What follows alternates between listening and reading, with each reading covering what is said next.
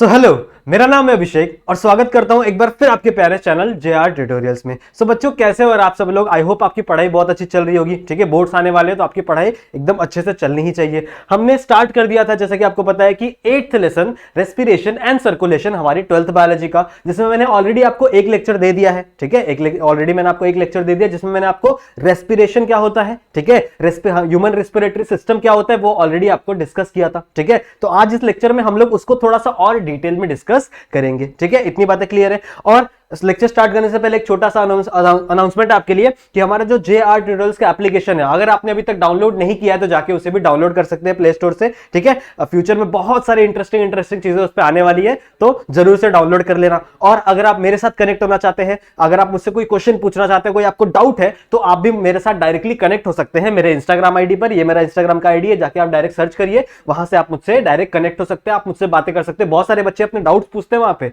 तो आप भी आकर मुझसे डाउट पूछ सकते हैं। और अगर आपके मन में कोई सवाल है तो वो भी आप कर सकते हैं। इतनी बातें क्लियर है। ठीक है, तो आज हम लोग स्टार्ट करने वापस लेक्चर नंबर 2 स्टार्ट करने जा रहे हैं हमारे इस लेसन का, जिसमें हम लोग क्या पढ़ रहे थे, रेस्पिरेशन एंड सर्कुलेशन, जिसमें हम लोग ने रेस्पिरेशन वाला टॉपिक अपना स्टार्ट किया हुआ था। ठीक है, हम लोग ने रेस्पिरेशन वाला टॉपिक स्टार्ट किया हुआ था और हम लोग ने क्या क्या कर लिया था ऑलरेडी। हम लोग ने ह्यूमन रेस्पिरेटरी सिस्टम के बारे में पढ़ लिया था, जो कि बहुत ही इंपॉर्टेंट क्वेश्चन बनता है आपके एग्जाम पॉइंट ऑफ व्यू से, तो उसे जरूर से देख लेना। ठीक है, आज हम लोग और थोड़ा डिस्कस में थोड़ा डिटेल में जाएंगे कि रेस्पिरेशन होता क्या है। ठीक है, आज हम लोग समझेंगे मैकेनिज्म ऑफ रेस्पिरेशन के बारे में, कि कैसे एक रेस्पिरेशन कंप्लीट होता है आपके बॉडी के अंदर। रेस्पिरेशन क्या होता है? Respiration is the generally exchange of gases. ठीक है, रेस्पिरेशन का मतलब क्या होता है? जो रेस्पिरेशन वर्ड है ना, इसका मतलब क्या होता है?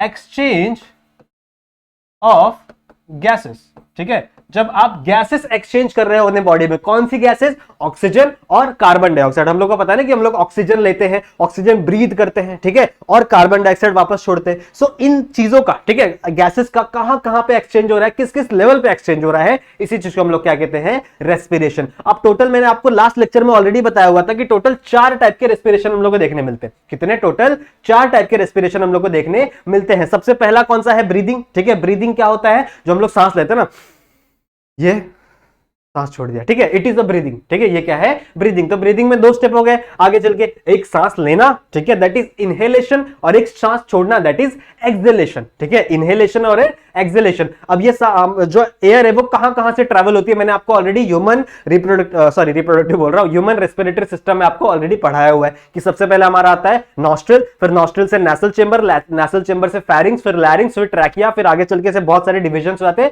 और लास्ट में एल्वियोलाई के पास पहुंचता है। ठीक है, लास्ट में एल्वियोलाई के पास पहुंच जाता है। फिर उसी एल्वियोलाई में क्या स्टोर होता है? पहले से कार्बन डाइऑक्साइड, जो पिछली वाली रेस्पिरेशन आया हुआ है, ठीक है, वो कार्बन डाइऑक्साइड को लिया जाता है। ठीक है, क्या कर रही है हमारी बॉडी? उस कार्बन डाइऑक्साइड को लेगी और उसको वापस किस में ट्रांसफर कर देगी? हमारे रेस्पिरेटरी ट्रैक में, और वो वापस कार्बन डाइऑक्साइड उसी ट्रैक से वापस उसी ट्रैक से अपोजिट साइड से, जैसे ट्रैकिया, फिर ट्रैकिया से लैरिंग्स, लैरिंग्स से फेरिंग्स, फेरिंग्स से फिर हमारा नेसल चैम्बर, और नेसल चैम्बर से हमारे नॉस्ट्रल से वापस क्या हो जाता है? बाहर निकल जाता है। तो इस प्रोसेस को हम लोग क्या कहते हैं? ब्रीदिंग। ठीक है, हम लोगों को लगता है रेस्पिरेशन सिर्फ इतना रेस्पिरेशन नहीं होता, रेस्पिरेशन का एक पार्ट है ब्रीदिंग। ठीक है, ब्रीदिंग में आगे चल के 2 चीजें हो सकती है, एक होगा इनहेलेशन। ठीक है, इनहेलेशन मतलब क्या? इनहेल करना। ठीक है, इनहेलेशन मतलब क्या? इनहेल करना। क्या इनहेल करते हैं हम लोग? ऑक्सीजन रिच एयर को। ठीक है, ऑक्सीजन रिच एयर को हम लोग क्या करते हैं? इनहेल करते हैं। और दूसरा पार्ट क्या होता है? That is exhalation.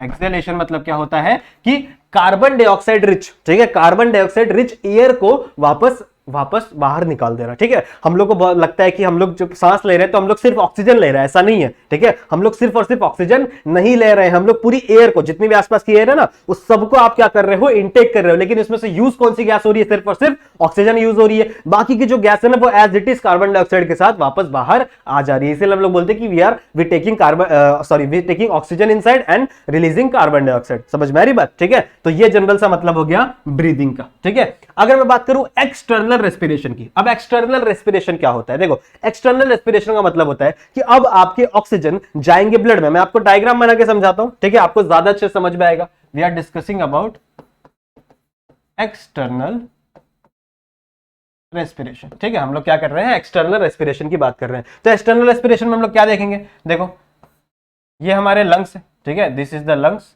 दो बैग लाइक ऑर्गन है, ये हमारे लंग्स है। ब्रीदिंग के थ्रू, ठीक है, ब्रीदिंग जब हुआ था तो उसके थ्रू इस बैग लाइक ऑर्गन में, ठीक है, इस बैग लाइक ऑर्गन में यहाँ पे क्या पड़े हुए हैं, एल्वियोलाई पड़े हुए, ठीक है, बड़े बड़े एल्वियोलाई पड़े हुए। इतने बड़े नहीं होते, बस मैंने बनाया है इतने बड़े ताकि मैं आपको चीजें समझा पाऊं। तो यहाँ पे क्या आ चुका है, ऑक्सीजन आ चुका है, इसके अंदर क्या आ चुका है, ऑक्सीजन आ चुका है। किसके थ्रू आया भैया ऑक्सीजन? ऑक्सीजन आया है ब्रीदिंग के थ्रू, ठीक है, किसके थ्रू आया है, ब्रीदिंग के थ्रू। अब यहाँ पे आएंगे छोटे छोटे कैपिलरीज। कैपिलरीज क्या होते हैं, हमारे ब्लड वेसल्स, ठीक है, these are the blood vessels, ठीक है। रेस्पिरेटरी सिस्टम, जो सर्कुलेटरी सिस्टम है वो बहुत ज्यादा हेल्प करता है रेस्पिरेटरी सिस्टम की, ठीक है। तभी तो जो सर्कुलेटरी सिस्टम है उसी में जितने भी ऑक्सीजन है वो ट्रांसफर कर पाते हैं एक जगह से दूसरी जगह पे, ठीक है। एक जगह से दूसरी जगह पे अगर किसी भी चीज को ट्रांसफर करना है हमारे बॉडी में तो वो हेल्प लेता है किसकी, सर्कुलेटरी सिस्टम की। इतनी बातें क्लियर है? तो फॉर एग्जाम्पल ये ब्लड यहां से आ रहा था, ठीक है, और ये डीऑक्सीजनेटेड ब्लड लेके आ रहा था। कौन सा ब्लड था ये?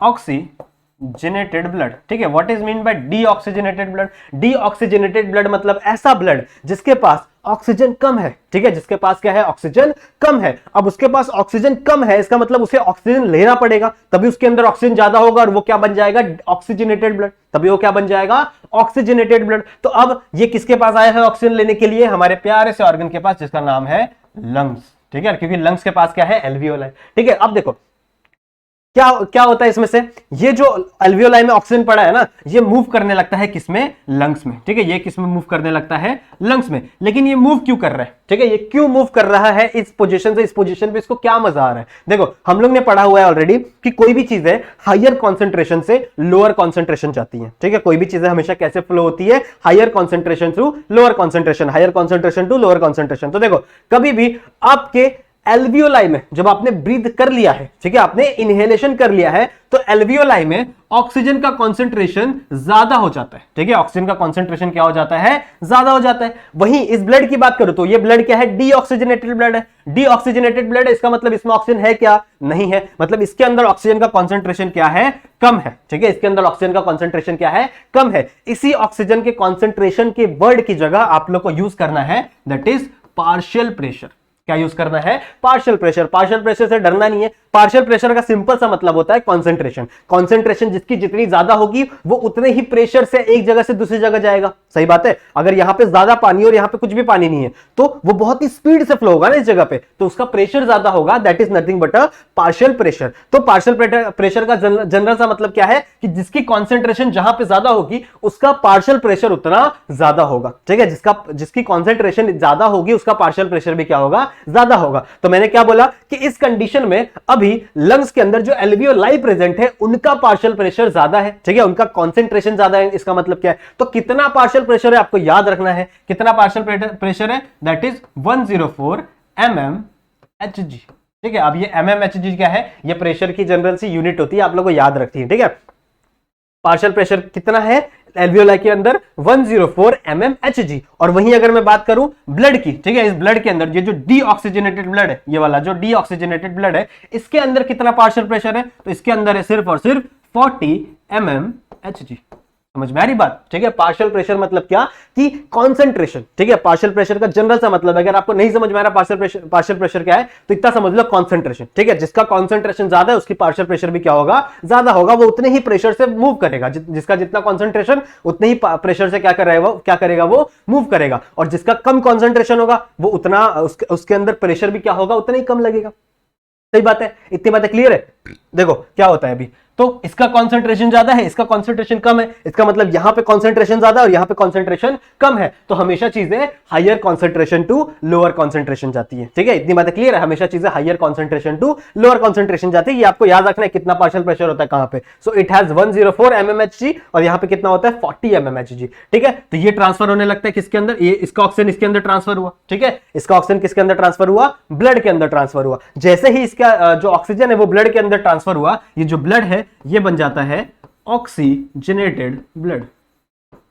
कौन सा ब्लड, अब ये बन गया that is oxygenated blood. Oxygenated blood मतलब क्या कि इसके पास ऑक्सीजन आ गया, ठीक है, इसके पास क्या आ गया, ऑक्सीजन आ गया। अब ये ऑक्सीजन कैसे आया वो हम लोग को पता करना है, ठीक है, इसके अंदर ऑक्सीजन कैसे आया वो हम लोग को पता करना है, और उस ऑक्सीजन के ऊपर हम लोग को एक ग्राफ बनाना है, एक कर्व पढ़ना है जिसका नाम है ऑक्सीजन डिसोसिएटिव कर्व, ठीक है, वो भी हम लोग पढ़ेंगे, कोई दिक्कत की बात नहीं है। अब देखो ऑक्सीजन कैसे मिलता है और कहां पे मिलता है ब्लड के अंदर, वो हम लोग को पता होना चाहिए। देखो इसको थोड़ा सा ब्लड वेसल्स को अब मैं बड़ा बनाना चाहता हूं, ये मिटा देता हूं एंड ये थोड़ा सा बड़ा बन गया, ठीक है, ये ब्लड वेसल थोड़ी सी बड़ी बन गई। अब हम लोग को पता है कि ब्लड के अंदर बहुत ज्यादा प्लाज्मा, देखो ब्लड के अंदर दो चीजें होती है, एक लिक्विड वाला पोर्शन दैट इज प्लाज्मा, ठीक है, जिसे हम लोग क्या बोलते हैं, प्लाज्मा बोलते हैं। अभी हम लोग इस चैप्टर के आगे पढ़ेंगे, हम लोग जब सर्कुलेशन का पार्ट आएगा ना तो हम लोग ब्लड को भी डिस्कस करेंगे। तो उसमें क्या होता है जनरल थोड़ा सा बता देता हूं आप लोग को कि ब्लड दो चीजों से मिलकर बना हुआ है, एक लिक्विड वाला पार्ट दैट इज प्लाज्मा और एक सेल्स से बना हुआ है, ठीक है, बहुत सारे सेल्स से बने हुए हैं, ठीक है। तो एक लिक्विड वाला पार्ट है दैट इज प्लाज्मा और कुछ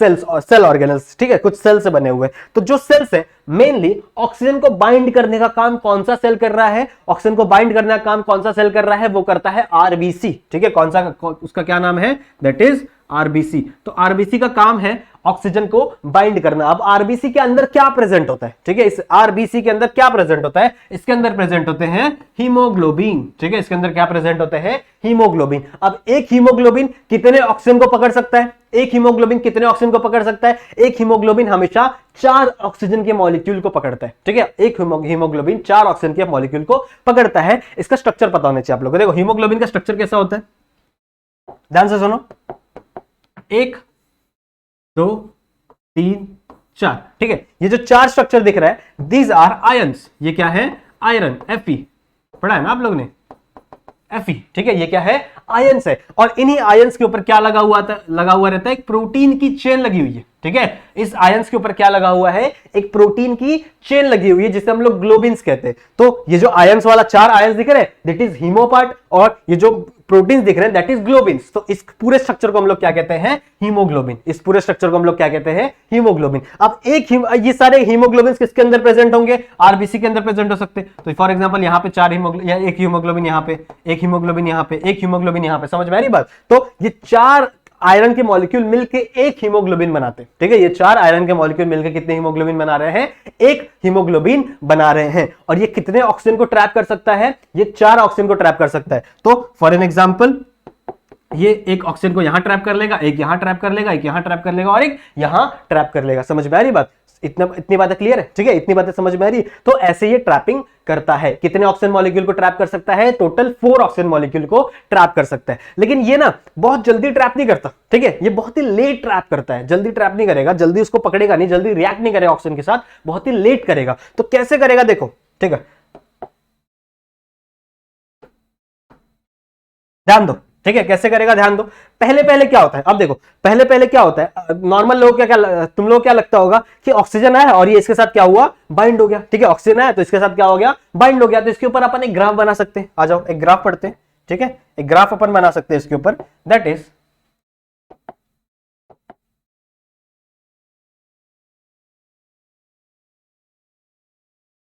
कौन सा ग्राफ है, यहां पे हम लोग लेंगे पार्शियल प्रेशर ऑफ ऑक्सीजन, ठीक है, हम लोग यहां पे क्या लेंगे, पार्शियल प्रेशर ऑफ ऑक्सीजन, और यहां पे हम लोग लेंगे एफिनिटी ऑफ हीमोग्लोबिन, ठीक है। एफिनिटी मतलब क्या कि वो कितना एब्जॉर्ब कर पा रहा है, ठीक है, एफिनिटी मतलब क्या, वो कितना एब्जॉर्ब कर पा रहा है, कितना बॉन्ड बना पा रहा है, ठीक है। तो देखो जैसे जैसे पार्शियल प्रेशर बढ़ेगा वैसे वैसे वो ज्यादा एफिनिटी होगा, मतलब ज्यादा हीमोग्लोबिन को क्या करेगा, वो पकड़ेगा। देखो यहां पे वापस आओ, यहां पे देखो जितना, अभी देखो ये हीमोग्लोबिन है तो जितना ज्यादा ये बढ़ेगा पार्शियल प्रेशर बढ़ेगा ऑक्सीजन का, ठीक है, जितना ज्यादा ऑक्सीजन का क्या बढ़ेगा, पार्शियल प्रेशर बढ़ेगा, जितना ऑक्सीजन इसके ऊपर क्या लगाएगा, प्रेशर लगाएगा, उतना ये क्या करेगा, रिएक्ट होने लगेगा, ठीक है। फॉर एग्जांपल यहां पे एक कंटेनर दिया हुआ है, ठीक है, समझो एक कंटेनर दिया हुआ और इसके ऊपर यहां पे क्या रखा हुआ है, हीमोग्लोबिन, ठीक है, और यहां पे क्या रखा हुआ है, ऑक्सीजन, और इसके ऊपर एक पिस्टन लगा दो, ठीक है, इसके ऊपर क्या लगा दो, एक पिस्टन लगा दो। अब इस पिस्टन से आप जितना ऑक्सीजन को दबाओगे, ठीक है, जितना प्रेशर लगाओगे उतना ही ज्यादा इन दोनों के बीच में रिएक्शन होगा, ठीक है, इन दोनों के बीच में क्या होगा, रिएक्शन होगा। इसका मतलब ग्राफ कैसा बढ़ना चाहिए, ठीक है, ग्राफ कैसा बढ़ना चाहिए, ग्राफ कुछ इस तरीके से बढ़ना चाहिए, ग्राफ कुछ इस तरीके से बढ़ना चाहिए, सही बात है कि जितना ज्यादा पार्शियल प्रेशर होगा उतना ज्यादा क्या होगी, एफिनिटी। ठीक है, जितनी ज्यादा एफिनिटी होगी उतना ज्यादा पार्शियल प्रेशर, जितने ज्यादा एफिनिटी उतना ज्यादा क्या होगा, पार्शियल प्रेशर। कुछ इस तरीके से ग्राफ बनना चाहिए, लेकिन ऐसे ग्राफ नहीं बनता। ठीक है, एफिनिटी का और पार्शियल प्रेशर का ऐसे ग्राफ नहीं बनता। ऐसा क्यों? ठीक है, ऐसा क्यों, आओ समझो। ऐसे ग्राफ बिल्कुल भी नहीं बनेगा। तो ऐसा क्यों होता है, जरा समझो। पहले पहले देखो, ये एक हीमोग्लोबिन का मॉलिक्यूल है, तो पहले पहले सिर्फ एक मॉलिक्यूल, ये जो मॉलिक्यूल दिख रहा है, सबसे पहले सिर्फ एक ही मॉलिक्यूल एक्सेप्ट करता है किसको, हीमोग्लोबिन को, सॉरी ऑक्सीजन को। ठीक है, सबसे पहले हीमोग्लोबिन का सिर्फ एक ही मॉलिक्यूल क्या करेगा, ऑक्सीजन को एक्सेप्ट करेगा। पहले वो बॉन्ड बनाना नहीं चाहता ऑक्सीजन के साथ। तो जैसे जैसे पार्शियल प्रेशर बढ़ते जाएगा तो इसके ऊपर भी प्रेशर आते जाएगा। तो इसमें से एक मॉलिक्यूल क्या बोलेगा, ठीक है भाई चल मैं तेरे साथ एक बॉन्ड बना लेता हूं। तो यहां पे एक ऑक्सीजन आएगा और इसके साथ लग जाएगा। ठीक है, एक ऑक्सीजन आएगा और इसके साथ लग जाएगा। इतनी बातें क्लियर है। अब जैसे ही एक ऑक्सीजन लगा, ठीक है, जैसे ही क्या हुआ, एक ऑक्सीजन लगा, वैसे ही ये सारे भी बोलेंगे यार ऑक्सीजन तो बहुत अच्छी चीज है। ठीक है, ये सारे बोलेंगे ऑक्सीजन तो बहुत अच्छी चीज है, तो हम भी क्या हो जाते हैं, ओपन हो जाते हैं। तो वैसे ही सबकी रिएक्टिविटी बढ़ जाती है। ठीक है, सबकी रिएक्टिविटी क्या हो जाती है, बढ़ने लगती है। समझ में आ रही बात? पहले कोई एक्सेप्ट नहीं कर रहा था ऑक्सीजन को, पहले ऑक्सीजन को कोई नहीं चाहता था ऑक्सीजन को, लेकिन जैसे ही एक ने एक्सेप्ट किया बिकॉज ऑफ पार्शियल प्रेशर, सबकी एक्टिविटी क्या हो गई, बढ़ गई। ठीक है, सबकी एफिनिटी क्या हो गई, बढ़ गई। ऐसा क्यों हुआ? क्योंकि एक ने क्या किया, ऑक्सीजन को ये किया, पकड़ लिया। अब जैसे ही सबने इसने पकड़ा तो बाकी लोग ने भी क्या किया, ऑक्सीजन को पकड़ना शुरू कर दिया, और ऐसे चार ऑक्सीजन को पकड़ लिया जाता है हीमोग्लोबिन द्वारा। तो पहले पहले क्या होता है, ऑक्सीजन जल्दी एक्सेप्ट नहीं करता। ठीक है, हीमोग्लोबिन ऑक्सीजन को जल्दी एक्सेप्ट नहीं करता, लेकिन जैसे ही एक हीमोग्लोबिन क्या करता है, ऑक्सीजन को लेता है, वैसे ही दूसरे जो ग्लोब्स हैं, ठीक है, दूसरे जो आयरन के मॉलिक्यूल है, वो भी क्या हो जाते हैं, ओपन हो जाते हैं, और वो ऑक्सीजन के साथ बॉन्ड बनाना स्टार्ट कर देते हैं। तो इसका ग्राफ कुछ ऐसे बनता है। वापस आ जाओ इस ग्राफ पे। तो इसका ग्राफ कुछ ऐसे बनता है। पहले पहले एक्सेप्ट नहीं हो रहा था। ठीक है, तो पहले पहले ये थोड़ा सा ग्राफ ऐसे नीचे रहेगा, लेकिन जैसे ही एक एक्सेप्ट हुआ, ठीक है, एक एक्सेप्ट हुआ, ऐसे ग्राफ ऐसे बढ़ता है और फिर आगे चल के से कांस्टेंट हो जाता है। समझ में आ रही बात? मतलब पहले पहले एक्सेप्ट नहीं हो रहा था, तो पहले पहले क्या था, पार्शियल प्रेशर ज्यादा था, लेकिन इसकी एफिनिटी इतनी ज्यादा नहीं थी। देख रहे हो, पार्शियल प्रेशर इतना ज्यादा था लेकिन इसकी एफिनिटी इतनी ज्यादा नहीं थी। लेकिन जैसे ही एक मॉलिक्यूल को एक्सेप्ट हुआ, ठीक है, जैसे ही एक मॉलिक्यूल क्या हुआ, एक्सेप्ट हुआ, इसकी एफिनिटी देखो रो कितनी एकदम एक्सपोनेंशियली बढ़ गई। ठीक है, इसकी एफिनिटी एकदम एक्सपोनेंशियली बढ़ गई, और आगे चल के जब चारों के साथ बॉन्ड बन गया तो ये क्या हो गया, आगे चल के एफिनिटी कांस्टेंट हो गई। मतलब उस चार से ज्यादा तो नहीं ये हो सकते ना, अटैच हो सकते, तो इसकी एफिनिटी क्या हो गई, आगे चल के कांस्टेंट हो गई। तो दिस इज द ग्राफ। ठीक है, इस ग्राफ को, ये एक सिग्मोइड शेप का ग्राफ है,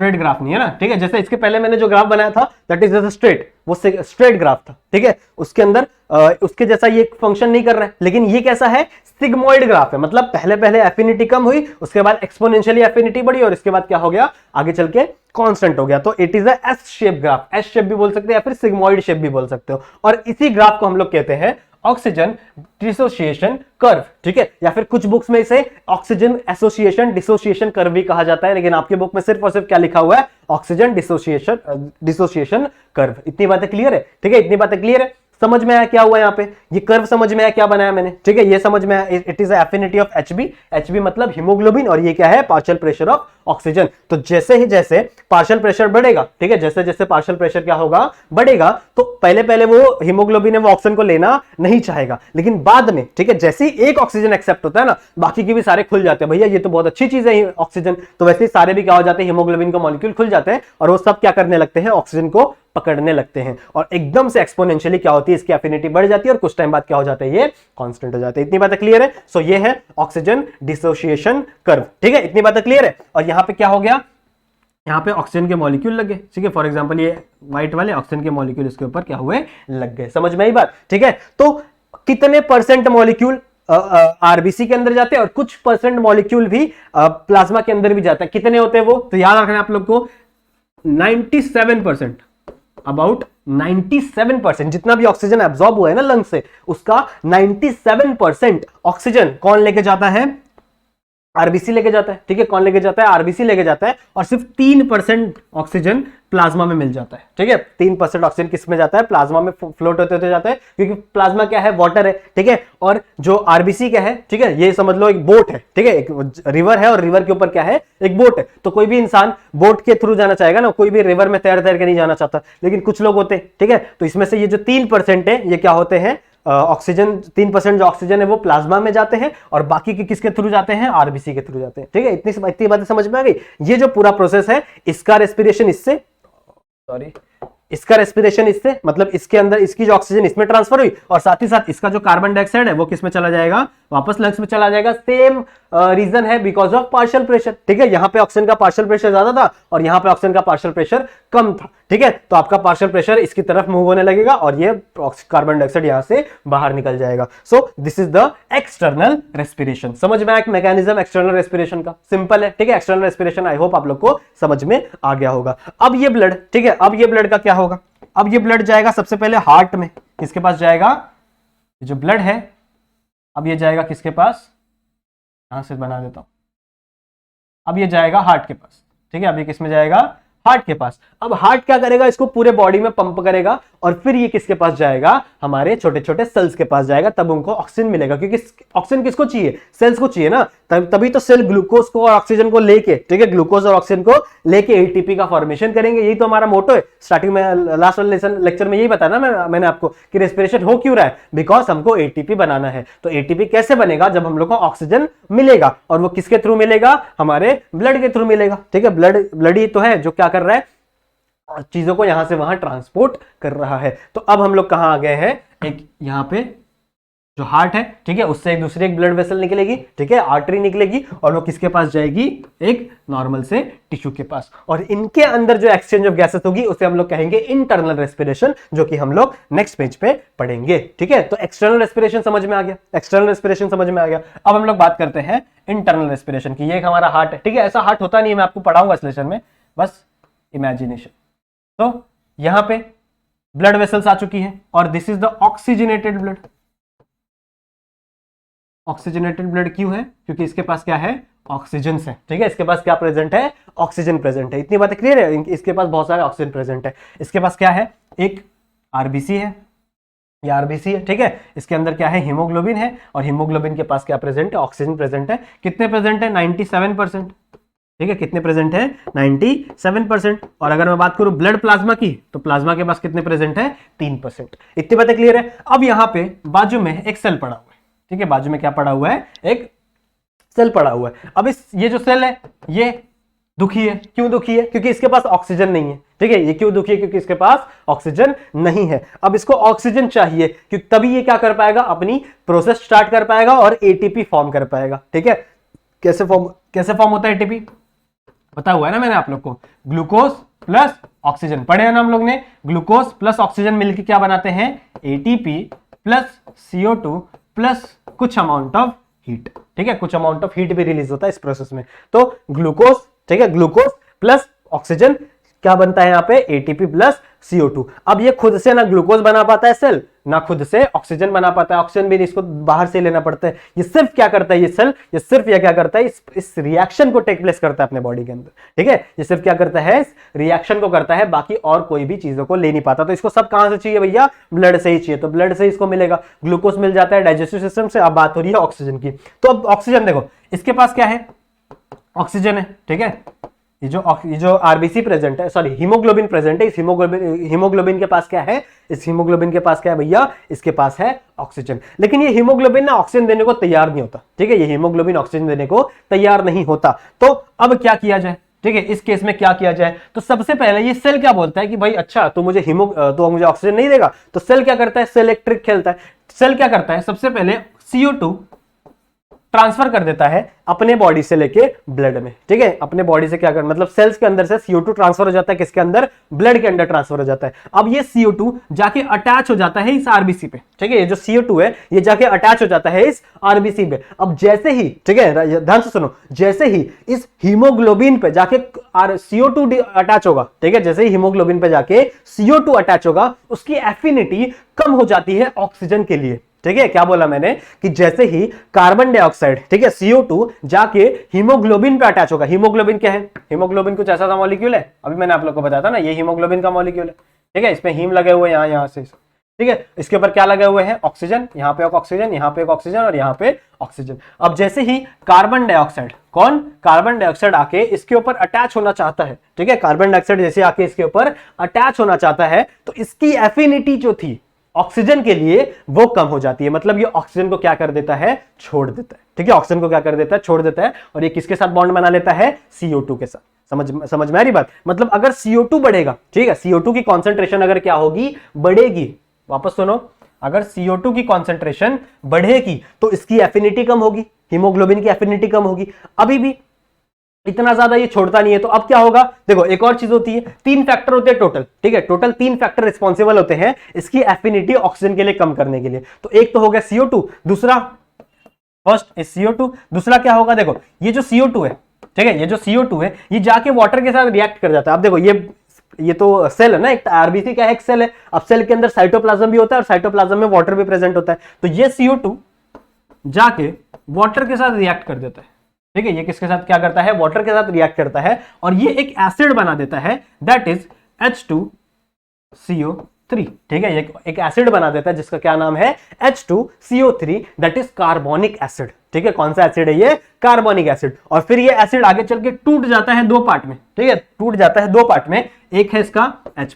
ठीक है, एसिड का काम क्या होता है, एसिड का काम होता है H+ रिलीज करना। ठीक है, बेस का काम क्या होता है, OH- रिलीज करना। पढ़ा होगा ना आप लोगों ने केमिस्ट्री में। तो ये आगे चल के 2 पार्ट में टूट जाएगा, एक H+ रिमूव हो गया और एक बच जाएगा HCO3-। समझ में आ रही बात। तो ये 2 पार्ट में डिसोशिएट हो जाता है। डिसोशिएट मतलब टूट जाता है। इतनी बातें क्लियर है। ठीक है, एसोसिएट डिसोशिएट मतलब क्या हो जाता है, टूट जाता है। तो सबसे पहले ये कार्बन डाइऑक्साइड किससे रिएक्ट करेगा, वाटर से, क्या बनाएगा, कार्बोनिक एसिड। और फिर ये कार्बोनिक एसिड 2 पार्ट में टूट जाएगा, दैट इज H और HCO3। अब ये जो H बना है हमारा, ठीक है, H+ बना है, ये भी जाके अटैक कर देता है। मतलब ये भी जाके चिपक जाता है किसके ऊपर, हीमोग्लोबिन के ऊपर। किसके ऊपर चिपक जाता है, हीमोग्लोबिन के ऊपर। और ये भी एक रीजन बन जाता है इसकी एफिनिटी कम करने के लिए ऑक्सीजन के लिए।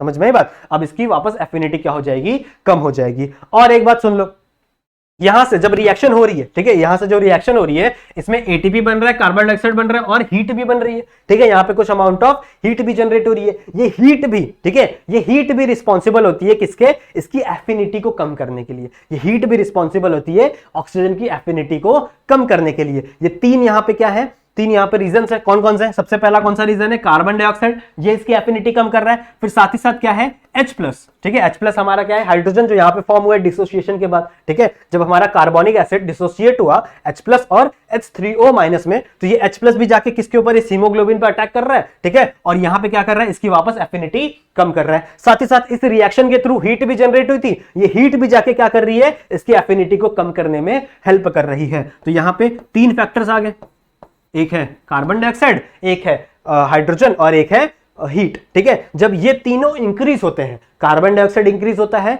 हाइड्रोजन इंक्रीज होता है और हीट इंक्रीज होती है। ठीक है, तो एफिनिटी जो है हीमोग्लोबिन की ऑक्सीजन के लिए वो क्या हो जाती है, डिक्रीज हो जाती है। ठीक है, समझ में आ रही है। इसी चीज को हम लोग कहते हैं बोहर्स इफेक्ट। इसी चीज को हम लोग क्या कहते हैं, बोहर्स इफेक्ट, जो आपके बुक में ऑलरेडी दिया हुआ है। सो यहां पे मैंने लिखा हुआ है बोहर्स इफेक्ट। ठीक है, इसे एक बार रीड आउट कर लो, क्या लिखा हुआ है यहां पे देखो, increase in concentration of CO2। ठीक है, कॉन्सेंट्रेशन किसका बढ़ेगा, अगर CO2 का कॉन्सेंट्रेशन बढ़ेगा और H+ आयंस का कॉन्सेंट्रेशन बढ़ेगा तो क्या बढ़ जाएगी, क्या डिक्रीज हो जाएगी, सॉरी क्या डिक्रीज हो जाएगी, एफिनिटी ऑफ Hb। ठीक है, Hb मतलब हीमोग्लोबिन फॉर ऑक्सीजन। इतनी बातें क्लियर है। इसी को हम लोग क्या कहते हैं, बोहर्स इफेक्ट। समझ में आई बात। तो अब देखो, अगर मैं बात करूं इस ग्राफ की, ठीक है, अब मैं बात करूं ऑक्सीजन डिसोसिएशन कर्व की, इसमें क्या फर्क पड़ा, तो अब इसकी एफिनिटी कम हो गई। ठीक है, अब इसकी एफिनिटी क्या हो गई, कम हो गई। तो ये ग्राफ कुछ ऐसा सा बनेगा, ये ग्राफ कुछ ऐसा सा बनेगा, मतलब ये राइट की तरफ शिफ्ट हो जाएगा। क्यों, क्योंकि भैया पहले इतने पार्शियल प्रेशर में इतनी एफिनिटी आ रही थी। फॉर एग्जांपल ये 2 है,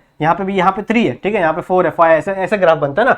तो फॉर एग्जांपल पहले इतने पार्शियल प्रेशर में 2 जो पार्शियल प्रेशर है इसमें 3 एफिनिटी आ रही थी, लेकिन अब इतने ही पार्शियल प्रेशर में एफिनिटी क्या हो गई, कम हो गई। मतलब यहाँ फॉर एग्जांपल 2 होगा। ठीक है, समझ में आ रही बात। तो अब एफिनिटी क्या हो जाएगी, कम हो जाएगी, बिकॉज ऑफ बोहर्स लॉ। ठीक है, बिकॉज ऑफ बोहर्स इफेक्ट या बोहर्स लॉ। इतनी बातें समझ में। ये पोजीशन कहां पे चल रही है, ये चीजें चल रही हैं इनसाइड दी टिश्यू।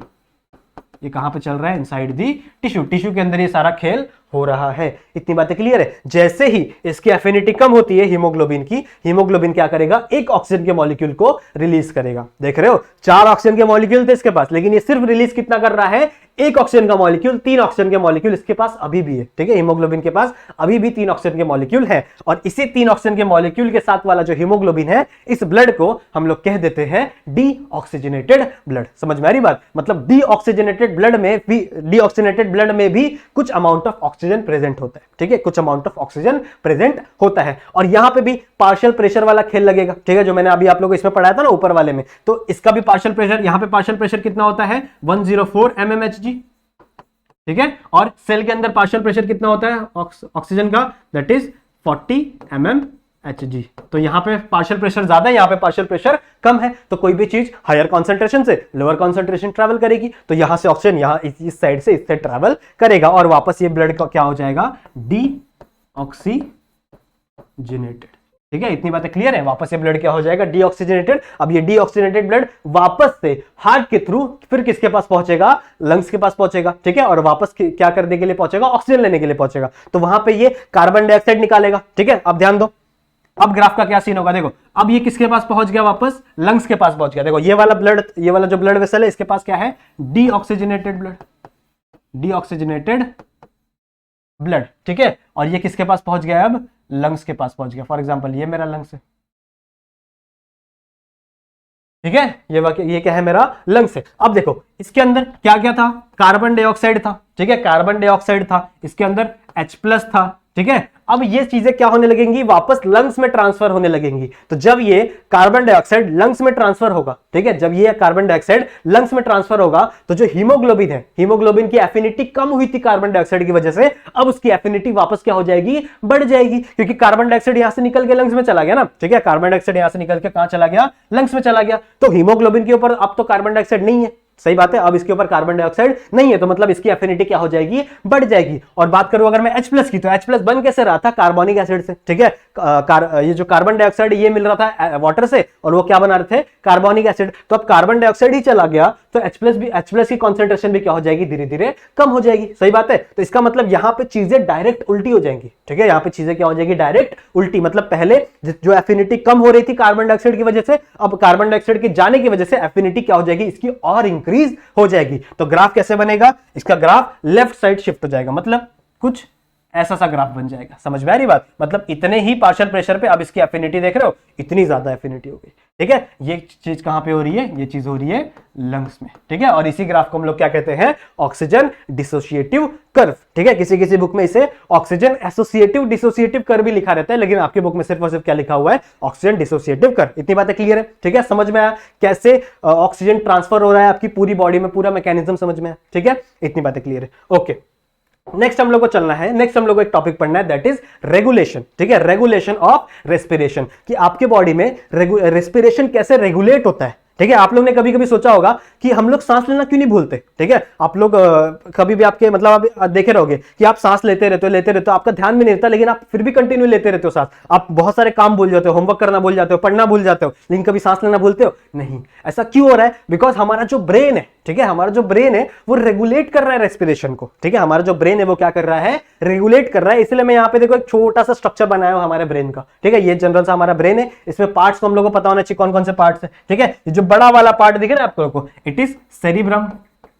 इसे मैं क्या कहता हूं, सेरिब्रम। ठीक है, सेरिब्रम होता है, इसके बीच में डायंसोफिलॉन होता है, मतलब दो सेरिब्रम के हेमिस्फीयर होते हैं, एक लेफ्ट में एक राइट में। ठीक है, समझ रहे हो? और उसके बीच में क्या प्रेजेंट होता है, डायंसोफिलॉन। तो डायंसोफिलॉन मैं यहाँ पे नहीं दिखा सकता क्योंकि वो इसके कहीं बीच में प्रेजेंट है, बोर्ड के पीछे प्रेजेंट है, इमेजिन कर लेना तुम लोग। फिर ये जो नीचे ग्रीन वाला पार्ट दिख रहा है, it is mid brain. Mid brain के और जनरली कोई पार्ट नहीं होते। ठीक है, और ये जो पूरा नीचे वाला पार्ट दिख रहा है, दिट इज हाइंड ब्रेन। अब हाइंड ब्रेन 3 पार्ट में डिवाइड है, जो हाइंड ब्रेन है वो 3 पार्ट में डिवाइड है। जो सबसे पहला पार्ट है दैट इज पॉन्स वेरुलाए। ठीक है, मैं आधे ही लिख रहा हूं, पॉन्स लिख रहा हूं, पॉन्स वेरुलाए। फिर इस यहां पे है, इट इज मेडुला, इसको पूरा कहते हैं मेडुला ऑब्लोंगेटा। ठीक है, लेकिन मैं यहां पे सिर्फ क्या लिख रहा हूं, medulla. So it is pons, it is medulla, और ये जो पीछे वाला पोर्शन दिख रहा है, इट इज सेरिबेलम। सेरिबेलम। इतनी बातें क्लियर है, ठीक है, इतनी बातें क्लियर है। तो ब्रेन का पार्ट ही समझ में आ रहा है ना आप लोगों को। ये बड़ा वाला जो पार्ट है सेरिब्रम, ठीक है, ये वाला मिड ब्रेन, और ये हाइंड ब्रेन होता है पूरा। हाइंड ब्रेन में भी 3 पार्ट होते हैं, this is pons, this is medulla and this is cerebellum. हम लोग को काम किससे है? अगर मुझे रेस्पिरेशन पढ़ना है तो मुझे सिर्फ 3 चीजों से काम है, दैट इज पॉन्स, मेडुला और सेरिबेलम। सेरिबेलम से वैसे भी काम नहीं है, तो हम लोग को सिर्फ जनरली 2 ही चीजों से काम है। ऐसा मैं कहूं तो जनरली मुझे सिर्फ 2 ही चीजों से काम है, दैट इज पॉन्स और मेडुला। इतनी बातें क्लियर है। अब कंट्रोल कैसे होता है वो मैं आप लोग को समझाता हूं, ठीक है। ये वाला पार्ट मैं रफ कर देता हूं, तो थोड़ा सा ऊपर लेके चलते हैं,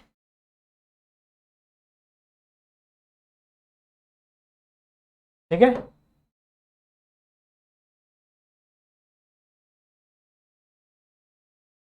ठीक है, इतनी बातें क्लियर है, ठीक है। तो आप देखो, ये मेरा ब्रेन है, ये मेरा ब्रेन है, इसके पार्ट्स आपको क्लियर है। अब यहां पे मैं क्या बना रहा हूं? अब यहां पे मैं बना रहा हूं रेस्पिरेटरी सिस्टम, अवर रेस्पिरेटरी सिस्टम। ये मेरा रेस्पिरेटरी सिस्टम है, ये एक लंग है, ठीक है, ये दूसरी लंग्स है, ये मेरा पहला लंग है, ये मेरा दूसरा लंग्स है, ठीक है। इसके अराउंड यहाँ पे रिब केज होता है, आप लोगों को पता होगा रिब केज, ठीक है। यहाँ पे एक हड्डी सी होती है जो हमारे लंग्स को क्या करती है? प्रोटेक्ट करती है। और इस रिब केज के बीच में, ठीक है, ये जो रिब केज है ये जुड़ा हुआ होता है कुछ मसल से। यहाँ पे कुछ मसल्स लगी हुई होती है जो कॉन्ट्रैक्ट और रिलैक्स होने में हेल्प करती है, ठीक है। जैसे आप सांस लो तो आपका जो रिब केज है वो बाहर आ जाएगा, मतलब वो कॉन्ट्रैक्ट हो जाएगा, ठीक है। और फिर वो क्या, जैसे आप सांस छोड़ दो वो क्या हो जाएगा? रिलैक्स हो जाएगा। इस रिब केज के नीचे, यहाँ पे रिब केज के नीचे यहाँ पे एक ऐसा डोम शेप का ऑर्गन प्रेजेंट होता है जिसे हम लोग क्या कहते हैं? जिसे हम लोग कहते हैं डायफ्राम। जिसे हम लोग क्या कहते हैं?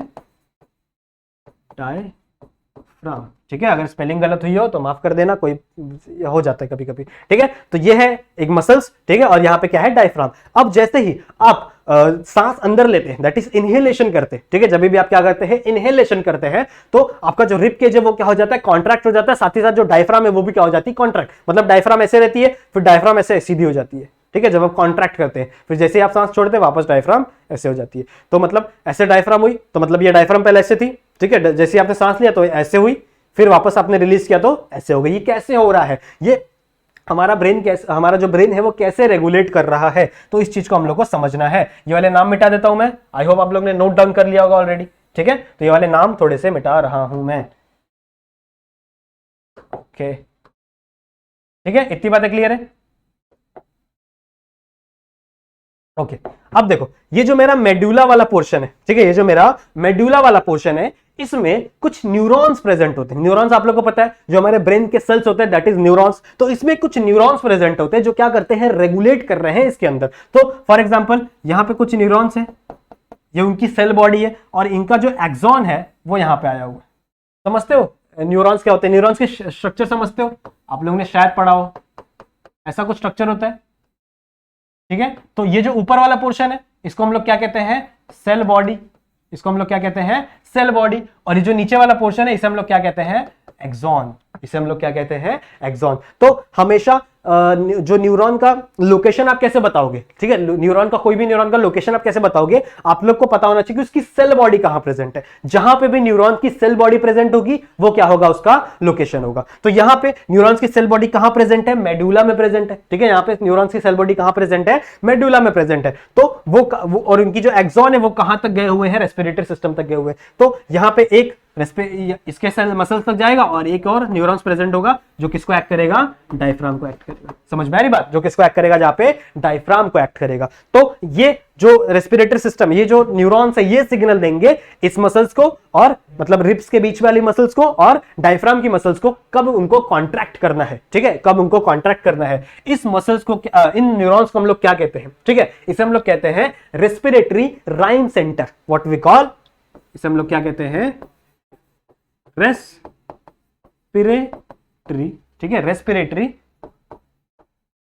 राइम सेंटर, ठीक है, इसे हम लोग क्या कहते हैं? Respiratory rhythm centre. समझ में आ रही बात? और रेस्पिरेटरी राइम सेंटर का ही फंक्शन है किसको कॉन्ट्रैक्ट करना? किसको कॉन्ट्रैक्ट करना है? रेस्पिरेटरी सिस्टम को, यानी हमारे इन मसल्स को, रिब केज के बीच वाले मसल्स को और डायफ्राम के मसल्स को। अब ये देखो, ये ना कंटिन्यू कॉन्ट्रैक्शन करते हैं, ये हमेशा क्या करते हैं? कंटिन्यू कॉन्ट्रैक्शन करते हैं। तो अगर आपका जो रिब केज है वो कंटिन्यू कॉन्ट्रैक्ट होता जाए, होता जाए, होता जाए, ऐसे फूलता जाएगा वो, ठीक है, वो क्या होता जाएगा? ऐसे फूलता जाएगा और एक टाइम आएगा जब वो फट जाएगा। लेकिन ऐसा होता है क्या? नहीं। मतलब मुझे इस कॉन्ट्रैक्शन को कम भी करना है, सही है, इस कॉन्ट्रैक्शन को मुझे क्या करना है, कम भी करना है। तो इस रेस्पिरेटरी राइम सेंटर को भी रेगुलेट करने के लिए दो और न्यूरॉन्स प्रेजेंट होते हैं। ठीक है, दो और न्यूरॉन्स प्रेजेंट होते हैं, और वो कहां प्रेजेंट होते हैं, they are present in pons. कहां प्रेजेंट होते हैं वो, इसको मिटा रहा हूं मैं, ठीक है, ये मेरा पॉन्स वाला, पॉन्स वेरुला है। ठीक है, यहां पे एक न्यूरॉन प्रेजेंट होगा जो क्या करेगा, इसको रेगुलेट करेगा, जो क्या करेगा, इसको रेगुलेट करेगा। एक्चुअल में एक नहीं, दो न्यूरॉन्स होते हैं। तो सबसे पहले देखो, ये क्या कर रहा है, कॉन्ट्रैक्शन कर रहा है, ये क्या कर रहा है,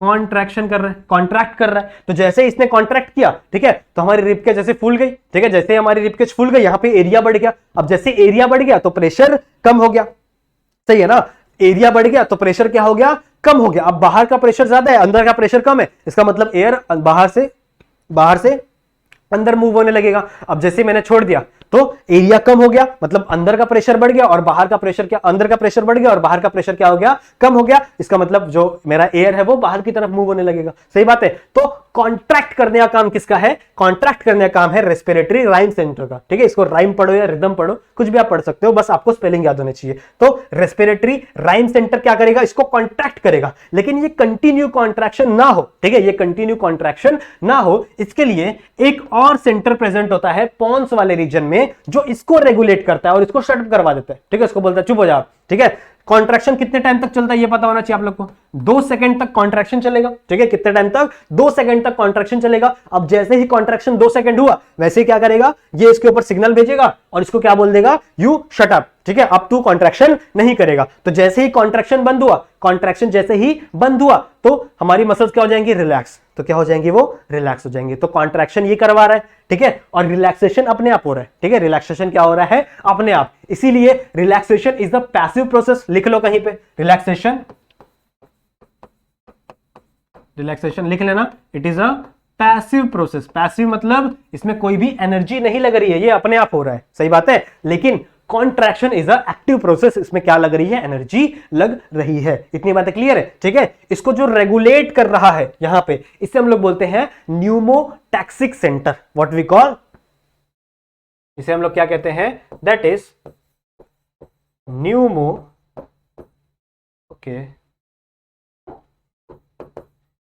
न्यूमोटैक्सिक सेंटर। इतनी बातें क्लियर है। ठीक है, इतनी बातें क्लियर है, समझ में आ रहा है। न्यूमोटैक्सिक, ठीक है, पी साइलेंट है यहां पे, स्पेलिंग आपको सही होनी चाहिए, पी साइलेंट है। सो न्यूमोटैक्सिक सेंटर क्या करता है, इसको रेगुलेट करता है। किसको रेगुलेट करता है, रेस्पिरेटरी राइम सेंटर को। ठीक है, किसको रेगुलेट करता है, रेस्पिरेटरी राइम सेंटर को, उसको बोलते हैं चुप हो जा। तो जैसे ही इसको चुप करवाता है तो ये कॉन्ट्रैक्शन करना बंद कर देता है। कॉन्ट्रैक्शन करना बंद मतलब अपने आप क्या हो जाएगी, रिलैक्सेशन। कितने टाइम के लिए रिलैक्सेशन होती है, रिलैक्सेशन होती है अराउंड 3 सेकंड के लिए, और उसके बाद वापस चीजें चालू हो जाती है। तो अब इसको देखो, चुप तो ये करवा दिया। ठीक है, ये जो राइम्स, ये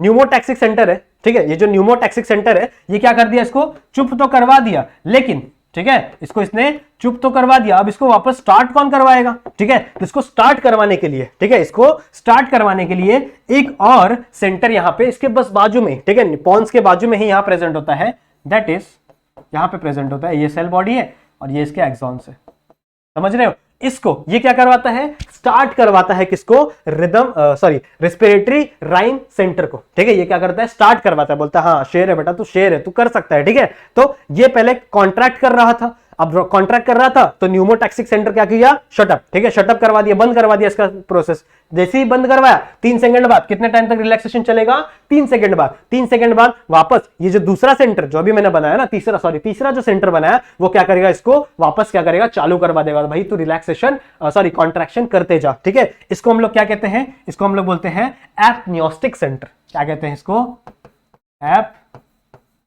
एपनियोस्टिक सेंटर। ठीक है, सो देख रहे हो, न्यूमोटैक्सिक सेंटर पापा की तरह है और एपनियोस्टिक सेंटर मम्मी की तरह है। ठीक है, पापा कैसे चीजों को बोलते नहीं, ये नहीं करेगा, ठीक है, लेकिन मम्मी बोलती है ठीक है जाने दो, कोई बात नहीं। ठीक है, समझ रहे हो। तो इट इज अ न्यू, तो ये क्या कर रहा है, इसके पास फंक्शन है, ये काम यही करने वाला है। कौन काम करने वाला है, रेस्पिरेटरी राइम सेंटर। लेकिन इसको रेगुलेट कौन करेगा, इसको रेगुलेट कौन करेंगे, एक न्यूमोटैक्सिक सेंटर जो इसका जो प्रोडक्शन है वो बंद करवाएगा, और दूसरे हैं एपनियोस्टिक सेंटर जो क्या करेगा, इसका कॉन्ट्रैक्शन वापस चालू करवाएंगे। और कभी कभी आपने देखा होगा कि आप लंबी लंबी सांस ले लेते हो, ठीक है, जब भी आप रामदेव बाबा का समझ लो फॉर एग्जांपल योग कर रहे हो, तो ऐसे लंबी से सांस ले लेते हो, तो वो तो 2 सेकंड से ज्यादा होता है ना, तो उसको करवाने के पीछे भी किसका हाथ होता है, एपनियोस्टिक सेंटर का ही हाथ होता है। जब आपको ज्यादा सांस लेनी है, ठीक है, तो भी आपकी हेल्प कौन करेगा, एपनियोस्टिक सेंटर ही करेगा। इतनी बात समझ में आई। तो ये है रेगुलेशन ऑफ रेस्पिरेशन। ऐसे रेस्पिरेशन क्या होता है, रेगुलेट होता है, ठीक है, ऐसे रेस्पिरेशन क्या होता है, रेगुलेट होता है हमारे बॉडी में। समझ में आई बात, ठीक है। तो 3 सेंटर हम लोग ने पढ़े, ये 3 सेंटर आप लोगों को पता होना चाहिए। न्यूरॉन्स के 3 रिस्पॉन्सिबल सेंटर है, कौन कौन से, सबसे पहला है respiratory rhythm centre. Respiratory rhythm centre कहां प्रेजेंट है, इसकी लोकेशन पता होनी चाहिए, it is present in medulla. Next अगर मैं बात करूं, that is pneumotaxic, it is not toxic, toxic नहीं है, इट इज अ टैक्सिक, ठीक है। तो न्यूमोटैक्सिक सेंटर कहां प्रेजेंट है, पॉन्स में, साथ ही साथ एपनियोस्टिक सेंटर भी कहां प्रेजेंट है, पॉन्स में प्रेजेंट है। इतनी बातें क्लियर है, ठीक है, इतनी बातें समझ में आ गई, समझा, एकदम इजी है, कोई दिक्कत की बात नहीं है, ठीक है, समझ गया रेगुलेशन। अब एक छोटा सा टॉपिक और बचता है, दैट इज रेस्पिरेटरी डिजीज, ठीक है। कुछ बीमारियां भी हैं जो रेस्पिरेटरी ट्रैक में हो जाती है, ठीक है। इसको मैं आपको पूरा नहीं पढ़ाऊंगा, बहुत सिंपल सा है। देखो आपको यहां पर डिजीज के नाम दिए हुए हैं, ठीक है, उसके सिम्टम्स दिए हुए हैं। सिम्टम्स मतलब क्या, कि उस डिजीज में आपको कौन कौन सी चीजें हो सकती है, तो यहां पे सिम्टम्स दिए हुए हैं, ठीक है। फिर कॉजेस, मतलब वो डिजीज कैसे हो रही है, ठीक है, वो डिजीज कैसे हो रही है और उसके ट्रीटमेंट में हमको क्या करना है, ठीक है, ये सारी चीजें यहां पे दी हुई हैं। तो मैं ये है सोचता हूं कि आप शायद इसको अपने खुद से रीड करके समझ सकते हैं। जैसे मैं आपको एक एग्जांपल देके समझाऊं, जैसे एपिसेमिया, ठीक है, एपिसेमिया डिजीज है, कैसे होती है, इसका सिम्टम्स क्या क्या है, कैसे आपको पता चलेगा, तो ब्रेकडाउन ऑफ एल्वियोलाई, ठीक है, आपके अंदर जो एल्वियोलाइज प्रेजेंट होता है, एल्वियोलाई पता है ना, पहला लेक्चर देख लेना अगर नहीं पता होगा तो एल्वियोलाई क्या होने लगते हैं, ब्रेक होने लगते हैं। साथ ही साथ शॉर्टनेस ऑफ ब्रीथ, ठीक है, आपकी जो ब्रीदिंग है वो क्या हो जाती है, एकदम छोटी छोटी हो जाती है, बहुत शॉर्ट हो जाती है। नेक्स्ट अगर मैं बात करूं इसके कैसे होती है, तो it is causes from smoking, ठीक है, अगर कोई स्मोकिंग कर रहा है, नहीं करना चाहिए, और एयर पॉल्यूशन, ठीक है, अगर आपके एरिया में एयर पॉल्यूशन ज्यादा है, ठीक है, तो आपको ये बीमारी होने के चांसेस भी ज्यादा हो सकते हैं। और इसके ट्रीटमेंट कैसे ट्रीट करोगे इसको, सबसे पहले क्विट स्मोकिंग, ठीक है, अगर आपको रेस्पिरेटरी ट्रैक की बीमारी नहीं चाहिए, अगर आपको रेस्पिरेटरी सिस्टम वाली बीमारियां नहीं चाहिए, तो ये मेन चीज है। आप लोग देखोगे मेनली क्विट स्मोकिंग दिया हुआ है, क्योंकि स्मोकिंग करना बिल्कुल भी अच्छी चीज नहीं है। ऑल्सो अवॉइड पॉल्यूटेड एयर, ठीक है, ऐसी जगह को अवॉइड करो जहां पे ज्यादा पॉल्यूशन हो, ठीक है, थोड़ी साफ सुथरी जगह पे रहना स्टार्ट करो। Administer oxygen to relieve symptoms, ठीक है, कुछ ऑक्सीजन वाले चीजों को आप यूज करो, ठीक है, ऑक्सीजन की जो एडमिनिस्टर्ड होती है उसको आप यूज कर सकते हो। तो मेनली इस टॉपिक में यही सब दिया हुआ है कि कुछ डिजीज के नाम दे देंगे आपको, ठीक है, फिर वो उसके सिम्टम्स क्या है, कफिंग, शॉर्टनेस ऑफ ब्रीथ, ठीक है, उसके कॉजेस क्या है, ठीक है, that is smoking of air pollution, और फिर उसको कैसे आपको ट्रीट करना है, ठीक है, कैसे ट्रीट करना है वो आप लोग देख सकते हैं। जैसे क्रॉनिक ब्रोंकाइटिस में क्या होता है, क्या इसके सिम्टम्स है, तो आपको कफ आएगा, ठीक है, कफ आने लगेंगे, that is shortness of breath, वही वापस चीज है कि आपका जो ब्रीदिंग है वो क्या हो जाएगा, शॉर्ट हो जाएगा। सेम स्मोकिंग और एयर पोल्यूशन की वजह से होता है, और इसको ट्रीट कैसे करना है, सबसे पहले आपको स्मोकिंग छोड़नी है, फिर अवॉइड पॉल्यूटेड एयर, ठीक है, पॉल्यूशन वाले एयर को छोड़ देना है। If possible move to warmer side, ठीक है, थोड़े गर्म जगह पे जाओ, और ड्रायर क्लाइमेट, ठीक है, ऐसे क्लाइमेट में जाओ जो जनरली थोड़ा ड्रायर हो, थोड़ा सा गर्मी ज्यादा हो जहां पे, ठीक है, ऐसे जगह पे। तो ये चीज आप खुद से रीड कर सकते हो और खुद से रीड करके समझ सकते हो। आई होप आपको ये सब समझ में आ जाएगा। यहाँ पे कुछ और है, दैट इज निमोनिया भी है, अस्थमा भी है, देखो ये दोनों थोड़ा इंपॉर्टेंट है, तो इसको थोड़ा अच्छे से रीड करना, ठीक है, ये दोनों थोड़ा इंपॉर्टेंट है। क्या होता है निमोनिया के अंदर, inflammation of lungs ranging from the mild and severe cough.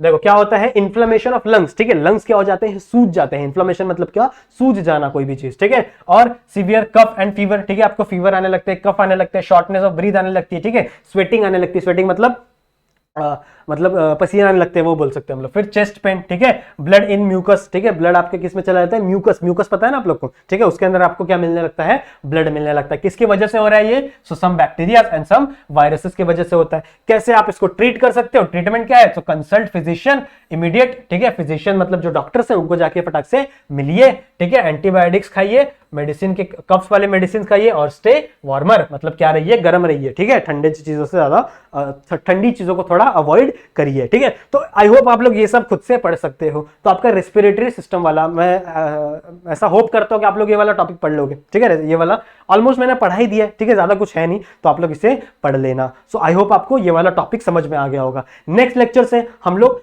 Circulatory system start करेंगे, ठीक है। सर्कुलेटरी सिस्टम भी हम लोग खत्म करने की कोशिश करेंगे। आई नो कि थोड़ा फास्ट हो रहा है, ठीक है, लेकिन फास्ट इसीलिए हो रहा है ना बच्चों, क्योंकि हम लोग ने ना आई गेस सिलेबस भी बहुत लेट स्टार्ट किया था।